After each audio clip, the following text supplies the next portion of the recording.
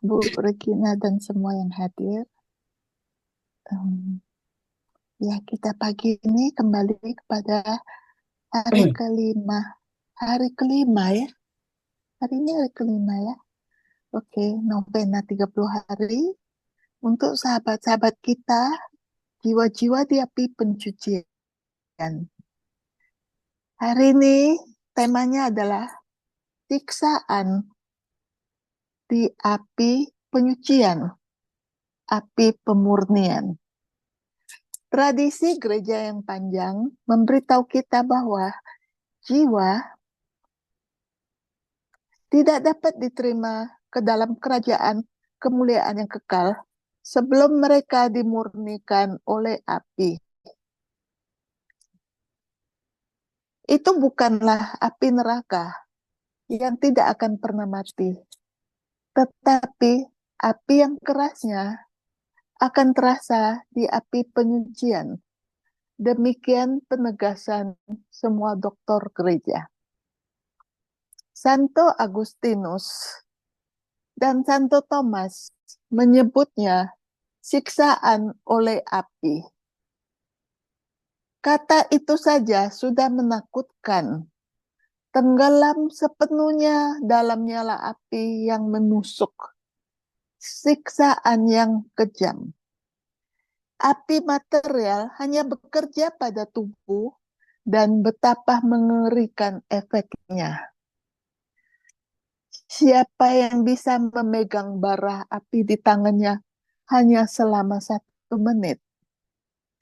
Namun, nyala api di api penyucian bekerja pada jiwa itu sendiri. Itu mempengaruhi kecerdasan, ingatan, indera, semua kemampuan kita disita dan diresapi. Menghalangi siksaan yang hampir tidak dapat kita bayangkan dan yang sering kita terima melalui dosa-dosa kita sehari-hari. Marilah kita bertanya kepada diri kita sendiri, siapa di antara kita yang dapat tinggal dalam api yang menghanguskan itu? Ya Tuhan, selamatkanlah kami dari api di api penyucian. Nafas keadilan Tuhanlah yang menyalahkan dan mengobarkannya. Nafas itu tidak berperilaku seperti unsur, tetapi sebagai instrumen kekuatan ilahi yang memurnikan jiwa tanpa menghancurkannya. Api dunia ini tidak ada apa-apanya jika dibandingkan dengan api di api penyucian. Api dunia ini adalah anugerah dari Tuhan. Api di api penyucian adalah ciptaan keadilan ilahi. Santo Thomas berkata, tungku yang paling bergemuruh, nyala api yang paling membara, yang dikutuk para martir, hanyalah bayangan belaka jika dibandingkan dengan nyala api yang melahap, yang harus kita tanggung di api penyucian. Api itu, kata seorang paus suci, setara dengan api neraka dalam segala hal kecuali durasinya. Penderitaan di dunia ini tidak peduli seberapa parahnya, tidak dapat dibandingkan dengan mereka yang berada di api penyucian. Lalu siapa yang bisa begitu tidak manusiawi hingga mengabaikan tangisan menyayat hati dari jiwa-jiwa malang yang tanpa henti memohon pertolongan kita?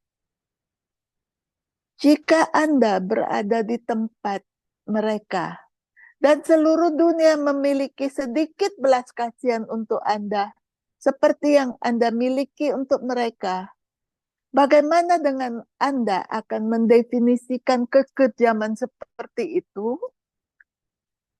Renungkanlah hal ini dan buatlah resolusi yang menurut Anda perlu. Contoh, Santo Stanislaus Kotska, seorang novis muda menerima kunjungan dari jiwa dari api penyucian yang seluruhnya diselimuti api dan sangat menderita. Ia bertanya kepada jiwa itu, apakah api itu di api penyucian sebanding dengan yang kita miliki di bumi? Jiwa itu mengatakan kepadanya bahwa api dunia ini hanyalah angin sepoi-sepoi jika dibandingkan dengan api di api penyucian. Novis muda itu hampir tidak percaya apa yang didengarnya dan mengatakan bahwa ia ingin merasakan api itu jika memungkinkan. Jiwa yang berkobar-kobar itu mengatakan kepada seseorang yang masih hidup tidak mampu menahan sedikit pun api itu. Tetapi ulurkanlah tanganmu kepadaku dan kau akan mengerti apa yang kukatakan. Santo Stanislaus mengulurkan tangannya dan jiwa meneteskan sedikit setetes keringat di tangannya. Rasa sakitnya begitu hebat sehingga Stanislaus yang terhormat menjerit mengerikan dan pingsan. Biarawan lainnya bergegas ke selnya. Ketika ia sadar, ia menceritakan kejadian itu dan alasan teriakannya. Setelah mendengar uraian kejadian itu, semua orang diliputi rasa takut dan cinta kepada Tuhan dan bertekad untuk memperbanyak penebusan dosa dan doa mereka untuk menjauhi kesenangan duniawi dan memberitahu setiap orang yang mereka temui tentang kejadian luar biasa ini untuk mendorong mereka agar terhindar dari api penyucian dan mempercepat pembebasan jiwa-jiwa. Santo Stanislaus Kotska hidup selama 1 tahun lagi dalam penderitaan yang terus-menerus akibat luka bakar di tangannya yang tidak kunjung sembuh. Pastor Ferdinand de Castell menceritakan peristiwa lain yang terjadi di Zamora, Spanyol. Seorang imam Dominikan yang saleh dan berbudi luhur tinggal di sebuah biara bersama seorang imam Fransiskan yang tidak kalah sucinya. Yang seringkali ia ajak berdiskusi tentang misteri akhirat. Mereka berjanji untuk saling mengingat setelah kematian mereka dan bersumpah untuk berdoa bagi orang yang akan meninggal terlebih dahulu. Imam Fransiskan itu meninggal tidak lama kemudian dan menampakkan diri kepada imam Dominikan tersebut. Ia menceritakan penderitaan mengerikan yang ia alami karena pelanggaran-pelanggaran sepele yang belum ia tebus. Untuk memohon belas kasihan temannya, ia memperlihatkan api yang menyiksanya. Tidak ada apapun di bumi ini yang dapat menunjukkan besarnya api ini. Apakah Anda ingin bukti? Ia meletakkan tangannya di atas meja kayu yang langsung menancapkan tangannya di sana. Tercetak tangannya di atas meja kayu tersebut. Meja itu yang menjadi saksi api di api penyucian dapat dilihat di Zamora, Provinsi Leon, Spanyol. Dengarkan apa yang diceritakan Catherine dari Genoa dalam biografinya.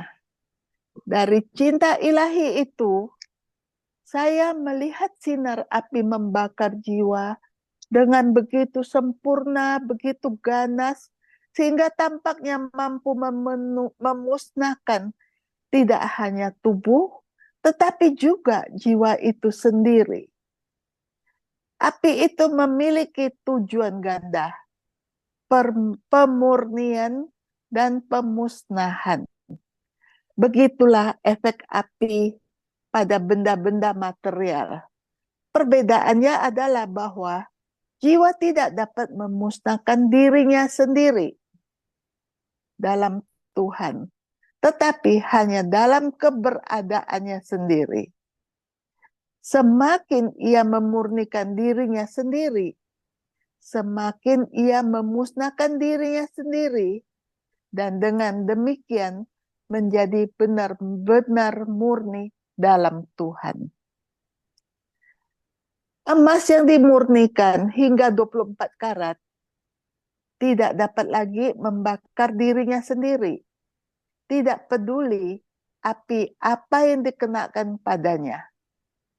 Apa yang dapat dibakar dalamnya hanyalah ketidaksempurnaannya sendiri. Begitulah cara jiwa berperilaku dalam api ilahi. Tuhan memeliharanya dalam api itu sampai semua ketidaksempurnaan telah dibakar. Dia membawanya ke kemurnian total 24 karat. Setiap jiwa individu sesuai dengan tingkat ketidakmurniannya. Ketika dimurnikan, ia tetap sepenuhnya di dalam Tuhan tanpa apapun dari dirinya sendiri. Keberadaannya sekarang ada di dalam Tuhan. Setelah Tuhan memanggil jiwa yang telah dimurnikan kepadanya, jiwa itu yang tidak memerlukan pemurnian lebih lanjut, tidak lagi dapat menderita. Dalam keadaan kemurnian itu, jiwa itu tidak lagi dapat merasakan apapun selain api kasih ilahi dan untuk selamanya. Marilah kita berdoa. Ya Tuhanku, betapa aku takut pada api ilahi-Mu ketika aku mengingat kehidupanku yang penuh nafsu, dosa-dosaku yang tak terhitung banyaknya, sedikit yang telah kulakukan untuk-Mu. Kasihanilah aku Tuhan, kasihanilah juga saudara-saudaraku, jiwa-jiwa yang telah mendahuluiku menuju keabadian dan yang sekarang berada di tangan keadilan ilahi-Mu. Ya Yesus, jadilah pendamai mereka dan pimpin mereka ke kerajaan kemuliaan-Mu. Semoga mereka beristirahat dengan tenang. Amin.